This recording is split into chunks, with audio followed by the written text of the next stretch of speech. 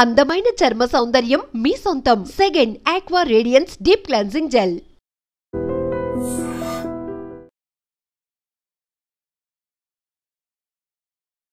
Pahalgam incident జరిగిన తర్వాత తన మన అని భేదమేమీ లేకుండా అందరి మీద పూర్తి నిఘా పెంచేసింది కేంద్ర హోంశాఖ అనుకోండి, లేకపోతే నిఘా వర్గాలు అనుకోవచ్చు. అందులో భాగంగానే ఇప్పుడు స్లీపర్ సెల్స్ ఎవరైతే ఉన్నారో వాళ్లకు సంబంధించిన ఇన్ఫర్మేషన్ ఒక యూట్యూబర్ మనకు తెలుసు జ్యోతి, ఆ తర్వాత మొన్న జరిగినటువంటి సిరాజ్ అండ్ సమీర్ ని అదుపులోకి తీసుకోవడం కావచ్చు, ఇంకా కూడా ఒక 14 నుంచి 15 మంది స్లీపర్ సెల్స్ ని పూర్తిగా మన దగ్గర ఇన్ఫర్మేషన్ ని పూర్తిగా పాకిస్తాన్ కి డబ్బులు తీసుకొని చేరవేసిండ్రు అనేది వీళ్ళ మీద ఉన్నటువంటి అభియోగం. వీళ్ళందరినీ కూడా అదుపులోకి తీసుకొని రిమాండ్ కి తరలించి పూర్తిగా ఇన్వెస్టిగేషన్ చేస్తున్నారు. సో రోజుకో సంచలనమైన విషయాలు బయటకు వస్తున్నటువంటి క్రమంలోనే ఏకంగా ఇప్పుడు సిఆర్పిఎఫ్ జవానే పాక్ కి పూర్తిగా డబ్బులు తీసుకొని అమ్ముడు పోయి మన రక్షణ వ్యవస్థకు సంబంధించిన పూర్తి ఇన్ఫర్మేషన్ ని పాకిస్తాన్ కి చేరవేసిండు. అది ఎప్పటి నుంచి అంటే 2023 దగ్గర నుంచి కూడా ఈ సిఆర్పిఎఫ్ జవాన్ పూర్తిగా పాకిస్తాన్ కి మన రక్షణ శాఖ మన సైనిక సంబంధాలకు సంబంధించిన ఇన్ఫర్మేషన్ ని పాకిస్తాన్ కి చేరవేస్తున్నాడు అనేసి పూర్తిగా ఒక ఇన్ఫర్మేషన్ అయితే అందినటువంటి పరిస్థితి అయితే కనిపిస్తోంది. ఇప్పుడు సిఆర్పిఎఫ్ జవాన్ ఆయన ఎప్పటి నుంచో విధులు నిర్వహిస్తున్నాడు. అట్లాగే ఈ దాడి జరగకంటే ముందు పెహల్గామ్ లో కూడా ఆయన విధులు నిర్వహించినట్టుగా ఇప్పుడు సంచలన విషయాలు అయితే బయటకు వచ్చినటువంటి పరిస్థితి. ఈయన పేరు వచ్చేసి మోతీలాల్.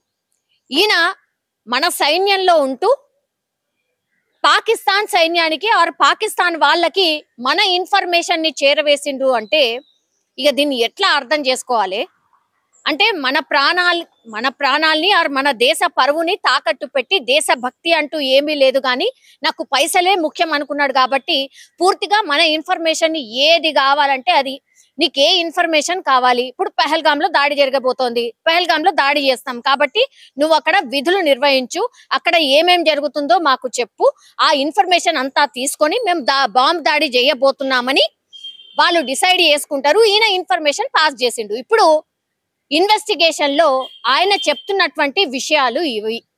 సిఆర్పిఎఫ్ జవాన్ అంటేనే మనను కాపాడేవాడు అని అర్థం. అంటే కాపాడే ముసుగులో ఉంటూ ఇప్పుడు మన ఇన్ఫర్మేషన్ ని మన పొరుగు దేశం శత్రు దేశంకి ఇన్ఫర్మేషన్ ఇచ్చిండు, డబ్బులకి అమ్ముడు పోయి అంటే దీన్ని ఇక ఏం అర్థం చేసుకోవాలి, ఎవరిని నమ్మాలి అనేది కూడా ఇప్పుడు మన దేశవాసులకు వస్తున్నటువంటి అతి పెద్ద ప్రశ్న. సో ఇంకా ఇంతమంది ఉన్నారు. ఇప్పుడు సిఆర్పిఎఫ్ జవాన్ మోతీలాల్ బయటకు వచ్చిండు. ఇట్లాంటి వాళ్ళు ఇంకెంత మంది ఉన్నారు అనేది కూడా పూర్తిగా ఇప్పుడు వాళ్ళ సోషల్ మీడియాకి సంబంధించి కావచ్చు, వాళ్ళు ఏం పోస్టులు చేస్తున్నారు, ఎట్లాంటి ఇన్ఫర్మేషన్ పాస్ చేస్తున్నారు, ఇదంతా కనుక్కుంటున్నటువంటి పరిస్థితి.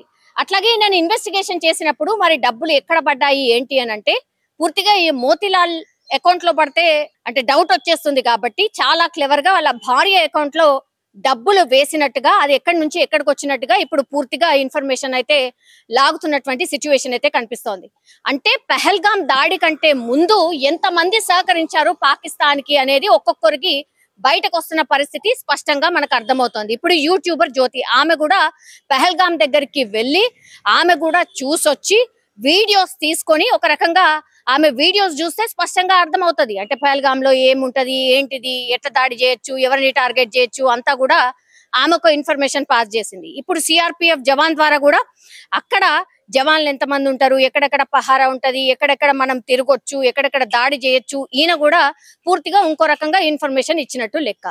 సో వీళ్ళందరినీ ఏం చేయాలి మరి? సరే రిమాండ్ కి తరలించిండ్రు, ఇన్వెస్టిగేషన్ చేస్తున్నారు. ఇంకా ఎంతమంది ఉన్నారు కనుక్కోవాల్సిన అవసరం ఒకటి. ఆ తర్వాత ఇంకా ఏ ఇన్ఫర్మేషన్ ని పాస్ చేసిండ్రు పూర్తిగా ఇప్పుడు రిమాండ్ కి తీసుకున్న తర్వాత ఆయన దగ్గర నుంచి అయితే ఇన్ఫర్మేషన్ లాగుతున్నారు. వీళ్ళే కాదు, ఇప్పుడు సిఆర్పిఎఫ్ జవాన్ ఒకతన, తర్వాత యూట్యూబర్ ఇంకొక ఆమెన, ఆ తర్వాత ఇప్పుడు స్లీపర్ సెల్స్ కింద ఒక 15 నుంచి 16 మందిని వాళ్ళని అదుపులోకి తీసుకున్నారు. పాక్ కి సంబంధించి ఇన్ఫర్మేషన్ పూర్తిగా పాస్ ఆన్ చేసిండ్రు అని. ఆ తర్వాత మొన్న సిరాజ్ అట్లాగే సమీర్ ని వాళ్ళ అదుపులోకి తీసుకున్నారు, ఇప్పుడు వీళ్ళ. సో దగ్గర ఇప్పుడు మన లెక్క ప్రకారమే ఒక 20 మందిని పూర్తిగా పాకిస్తాన్ కి సహకరిస్తున్నట్టుగా భావిస్తున్నారు. వాళ్ళ దగ్గర నుంచి పూర్తి ఇన్ఫర్మేషన్ తీసుకుంటున్నారు. వాళ్ళు ఒక్కొక్కరిని ఇన్వెస్టిగేషన్ చేసినప్పుడు ఒక్కొక్కళ్ళు ఒక్కొక్క రకంగా జవాబు చెప్తున్నారా, లేకపోతే నిజంగానే వీళ్ళు ఇన్ఫర్మేషన్ పాస్ ఆన్ చేసింది ఒకే రకంగా ఉందా, పహల్గాం దాడి కాకుండా ఇంకా ఎన్ని చోట్ల దాడి చేయాలనుకున్నారు, ఇంకా ఎంతమంది స్లీపర్ సెల్స్ ఉన్నారు, వీళ్ళ అకౌంట్స్ ఏంటి, వీళ్ళ ఫ్యామిలీ ఏంటి, ఇదంతా కూడా ఇన్ఫర్మేషన్ పూర్తిగా సేకరిస్తున్నారు. సో రోజుకి ఇన్వెస్టిగేషన్ చేస్తున్న కొద్దిగా ఒక్కొక్క ఇన్ఫర్మేషన్ బయటకు వస్తున్నటువంటి క్రమంలో ఇప్పుడు ఇంకా ఎవరు పేరు బయట పెడతారో, ఇంకా ఎవరు సహకరించారో అనేది కూడా పెద్ద ఎత్తున సీరియస్లీ ఒక ఇన్వెస్టిగేషన్ అయితే నడుస్తోంది. ఎందుకంటే సిఆర్పిఎఫ్ జవానే ఆ పాకిస్తాన్ తో చేయగలిపాడు అని అంటే మరి ఈ బార్డర్ లో ఉన్నటువంటి జవాన్లు పైననే కాదు, ఈ రక్షణ వ్యవస్థలో ఉన్నటువంటి వాళ్ళు కావచ్చు, లేకపోతే త్రివిధ దళాలకు సంబంధించిన ఆఫీసర్స్ లో పనిచేస్తున్న వాళ్ళ మీద కావచ్చు, అందరి మీద ఇప్పుడు నిఘా ఉంది. ఇంకా ఎంతమంది పేర్లు బయటికి రాబోతున్నాయి అనేది కూడా పెద్ద ఎత్తున చర్చ అయితే నడుస్తోంది. చూడాలి మరి ఈ ఇన్వెస్టిగేషన్ లో ఇంకెన్ని సంచలన నిజాలు వీళ్ళు చెప్పబోతున్నారు ఏంటి, ఆ తర్వాత వీళ్ళు ఇంకా ఏ రకంగా కుట్ర పన్నారు, వాటన్నిటిని మనం భగ్నం చేసేసామా, లేకపోతే ఇంకా ఏమైనా థ్రెట్ ఉందా? ఎందుకంటే ఈ రోజు అమృత్సర్ లో తాజాగా ఒక బాంబు పేలుడు జరిగింది కాబట్టి ఇంకా ఈ డౌట్స్ అయితే ఇంకా పెద్ద ఎత్తున రైజ్ అవుతున్నాయి. మరి చూడాలి ఇన్వెస్టిగేషన్ లో ఇంకేం సంచలన నిజాలు చెప్తారు అనేది ఇంకా చూడాల్సిన అవసరం అయితే కనిపిస్తోంది. నిజంగా ప్రస్తుతం ఉన్నటువంటి సమాజం దేనికి ప్రయారిటీ ఇస్తుంది?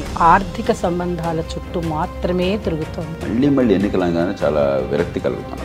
మంచి అనిపిస్తుంది కదా, లేడీస్ కూడా ఛాలెంజింగ్ జాబ్స్ చేసినప్పుడు చాలా బాగుంటది. ట్రాఫిక్ అసిస్టెంట్స్ గా నియమించిన ట్రాన్స్జెండర్స్ అందరితో సాల్యూట్ చేయించుకుంటున్నారు. ఫుడ్ డెలివరీ ఇవ్వటానికి వెళ్ళినటువంటి డెలివరీ బాయ్ అనిల్ పై కళ్ళ ముందు